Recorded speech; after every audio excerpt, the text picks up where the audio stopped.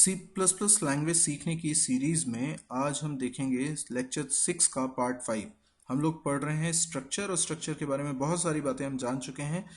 हमने दो डिफरेंसेस सी और सी प्लस प्लस के स्ट्रक्चर के बीच में अभी तक समझ लिए हैं। आज हम तीसरा डिफरेंस समझने की कोशिश कर रहे हैं। ये प्रोग्राम था जो हमने पिछली क्लास में पिछले लेक्चर में डिस्कस किया था। तीसरा डिफरेंस समझने के लिए हम डेटा सिक्योरिटी के एक बेहतरीन कॉन्सेप्ट को सी प्लस प्लस में समझने जा रहे हैं। जैसे बुक आईडी यहाँ पर एक वेरिएबल है, मेंबर वेरिएबल है बुक स्ट्रक्चर के अंदर। तो इसका मतलब जब ये b1 वेरिएबल हमने बनाया होगा मेन फंक्शन के अंदर, ये देखिए हमने b1 वेरिएबल बनाया हुआ है मेन फंक्शन के अंदर, तो b1 के अंदर एक बुक आईडी नाम का वेरिएबल होगा। आप इसको ऐसे इमेजिन करिए कि एक बड़ा प्रोजेक्ट है और स्ट्रक्चर किसी और व्यक्ति ने बनाया है और मेन फंक्शन कोई और प्रोग्रामर बना रहा है। तो जो मेन फंक्शन बना रहा है उसको बुक स्ट्रक्चर की डेप्थ में जानकारी नहीं है, उसे सिर्फ बुक को यूज करना है। बेसिकली बुक स्ट्रक्चर जिसने बनाया होगा उसने बहुत अच्छे से समझा होगा बुक से रिलेटेड सारी बातों को और पूरी डेफिनेशन बुक स्ट्रक्चर की बनाई होगी। मेरे कहने का मतलब ये है कि कुछ पॉलिसीज हो सकती हैं, जैसे कि बुक आईडी की वैल्यू कभी भी नेगेटिव नहीं होना है। ऐसा उस प्रोग्रामर को पता चला जिसने ये स्ट्रक्चर बनाया, तो उसने कहा कि अच्छा ये बुक आईडी की वैल्यू कभी नेगेटिव ना हो, इसके लिए हम इनपुट फंक्शन में थोड़ा सा चेंज करते हैं। यदि बुक आईडी की वैल्यू जो यूज़र ने एंटर करी है वो लेस देन 0 हो तो बुक आईडी के अंदर असाइन कर दिया जाए माइनस ऑफ बुक आईडी। क्या हुआ बेसिकली, इससे जो भी वैल्यू यूज़र ने एंटर करी बुक आईडी की, लेट से -100 एंटर कर दिया, तो -100 पॉलिसी के खिलाफ है। अब ये बात बुक स्ट्रक्चर बनाने वाला तो जानता है, लेकिन एंटर करने वाला तो नहीं जानता। इसीलिए इसके अंदर हमने एक कंडीशन लगाई कि यदि बुक आईडी की वैल्यू नेगेटिव है तो उसमें माइनस का मल्टीप्लाई करके उसको प्लस बना दिया जाए और वो वैल्यू बुक आईडी के अंदर रख दी जाए। तो -100 एंटर करोगे तो 100 स्टोर होगा। ये मैं सिर्फ एक एग्जांपल दे रहा हूँ। कोई भी वैल्यू मेंबर वेरिएबल्स के अंदर क्या हो सकती है जो कि वैलिड रहे, इसकी जानकारी स्ट्रक्चर बनाने वाले को होगी। तो उसको ये ध्यान रखना होगा कि इन वेरिएबल्स की वैल्यू कभी भी करप्ट ना हो। सी लैंग्वेज में ऐसा कोई तरीका नहीं था जिससे कि इस डेटा की सिक्योरिटी की जा सके, डेटा को करप्ट होने से बचाया जा सके। अगर एक बड़ा प्रोग्राम सी लैंग्वेज में बनाएंगे और टीम में काम होगा तो बहुत चांसेस हैं कि एक व्यक्ति को तो मालूम है कि बुक आईडी की क्या वैल्यू है होनी चाहिए, क्या पॉलिसीज हैं उसकी, लेकिन दूसरे प्रोग्रामर को नहीं मालूम, उसने कुछ गलत कोडिंग कर दी और बुक आईडी के अंदर जो वैल्यू आनी थी वो गलत हो गई। तो यहाँ पर भी ऐसा हो सकता था अगर हम ये इफ कंडीशन नहीं लगाते तो। अब ये इफ कंडीशन लगा देने से एक बात की गारंटी है, इनपुट फंक्शन चलेगा तो बुक आईडी की वैल्यू आप कुछ भी एंटर करो, अगर नेगेटिव एंटर करोगे तो वो पॉजिटिव ही स्टोर होगी। लेकिन मेन फंक्शन तो कोई और बना रहा है, और मेन फंक्शन बनाने वाला ज़रूरी नहीं है कि b1 डॉट इनपुट ही लिखे, वो सीधे लिखे b1 dot book ID assign -100। तब आप क्या करेंगे?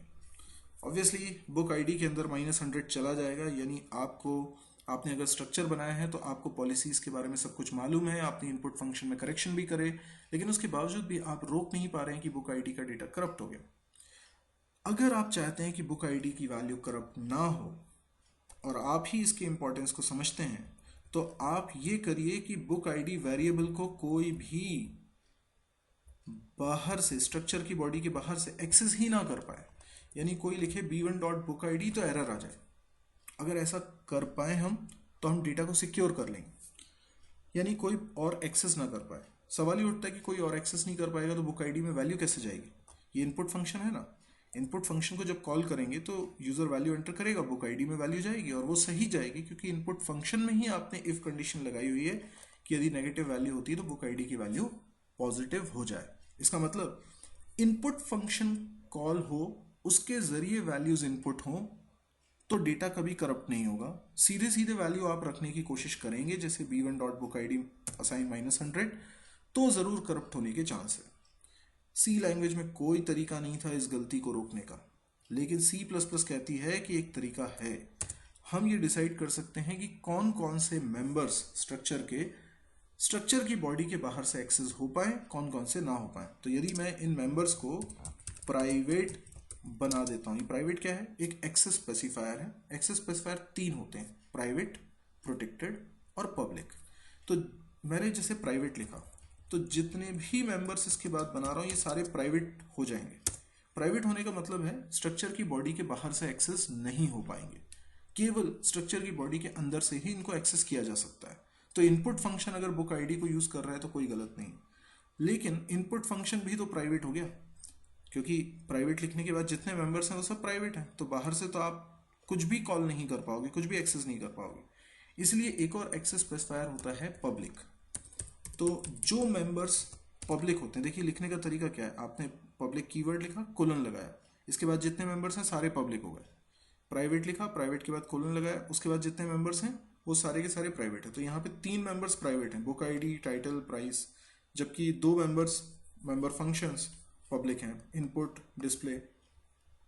जो मेंबर्स पब्लिक होते हैं वो बाहर से एक्सेसिबल होते हैं। तो आप देख रहे हैं b1 डॉट इनपुट, यानी b1 ने अपने एक पब्लिक फंक्शन को कॉल किया है, वो कॉल हो जाएगा। b1 dot display public function को कॉल किया है, कॉल हो जाएगा। लेकिन b1 डॉट बुक आईडी तो ये कॉल नहीं हो पाएगा, क्योंकि ये प्राइवेट मेंबर है, इसमें आएगी एरर। देखिए मैं इसको कंपाइल करके आपको बताता हूँ। इसमें एक एरर आ रही है, बुक के अंदर जो बुक आईडी है वो एक्सेसिबल नहीं है, क्योंकि हमने एक्सेस स्पेसिफायर मेंशन किया है प्राइवेट। तो जो मेंबर्स प्राइवेट होते हैं उन्हें स्ट्रक्चर की बॉडी के बाहर से एक्सेस नहीं किया जा सकता। तो इस प्राइवेट को यूज करने से डेटा सिक्योर हो गया। डेटा यूज नहीं हो रहा है ऐसा नहीं कह रहे हैं, पर डायरेक्टली यूज नहीं हो रहा, जो फंक्शंस बनाए हैं उसके थ्रू ही एक्सेस हो रहा है। और उसके ये बड़े इंपॉर्टेंट कॉन्सेप्ट्स में से एक है कि किसी भी वेरिएबल के जो भी मेंबर वेरिएबल्स हैं उनकी वैल्यूज फंक्शंस के द्वारा ही चेंज होनी चाहिए, इससे डेटा करप्ट होने के चांसेस रिड्यूस हो जाते हैं। तो सी लैंग्वेज में हम स्ट्रक्चर के अंदर प्राइवेट, प्रोटेक्टेड, पब्लिक ये नहीं लिख पाते थे। अच्छा आप सोच रहे होंगे प्रोटेक्टेड क्यों नहीं बताया। ये जो प्रोटेक्टेड है इसका मीनिंग हम इनहेरिटेंस में पहली बार पढ़ेंगे। अभी तो प्रोटेक्टेड और प्राइवेट में हमें अंतर ही समझ में नहीं आएगा, क्योंकि प्रोटेक्टेड मेंबर भी स्ट्रक्चर की बॉडी के बाहर से एक्सेस नहीं होते। तो मैं अभी तो सिर्फ प्राइवेट और पब्लिक का ही इस्तेमाल करूंगा। जब हम इनहेरिटेंस चैप्टर देखेंगे उसमें हम देखेंगे कि प्रोटेक्टेड का क्या मतलब होता है।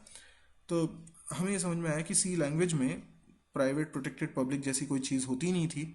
इसलिए ये तीसरा डिफरेंस है कि C++ में हम मेंबर्स के बारे में एक्सेस रूल्स तय कर सकते हैं कि वो कहाँ से एक्सेसिबल हो सकते हैं। तो स्ट्रक्चर की बॉडी के अंदर से तो सब कुछ एक्सेस हो जाएगा, लेकिन स्ट्रक्चर की बॉडी के बाहर से प्राइवेट मेंबर्स एक्सेस नहीं हो पाएंगे। तो आई होप आपको ये स्ट्रक्चर के लेक्चर समझ में आए होंगे। आप स्ट्रक्चर के सारे पार्ट्स देखिएगा, ये पार्ट 5 है, और आप इसके सारे पार्ट्स देखिएगा और कंटिन्यूशन में देखिएगा, तभी आपको ये स्ट्रक्चर समझ में आएगा। अगला हमारा जो कॉन्सेप्ट रहेगा क्लास एंड ऑब्जेक्ट्स का, वो बिल्कुल इसी से मिलता जुलता है। तो आप इस स्ट्रक्चर को ज़रूर पहले अच्छे से पढ़िएगा, तब आप क्लास एंड ऑब्जेक्ट्स वाला कॉन्सेप्ट समझ पाएंगे। तो यदि आपको ये लेक्चर अच्छा लगा हो, वीडियो अच्छा लगा हो, तो इसे लाइक करें और इस चैनल को आप सब्सक्राइब करें, ताकि इस तरह के वीडियोस आप और भी देख सकें और भी उनकी जानकारी आपको मिल सके। मैं रेगुलर बेसिस पे कुछ वीडियोस अपलोड करता रहता हूँ, C++ के भी और दूसरी लैंग्वेजेस के भी। तो आपको अगर पसंद आ रहे हो तो आप इनको अपने दोस्तों के बीच में शेयर भी कर सकते हैं। Thank you.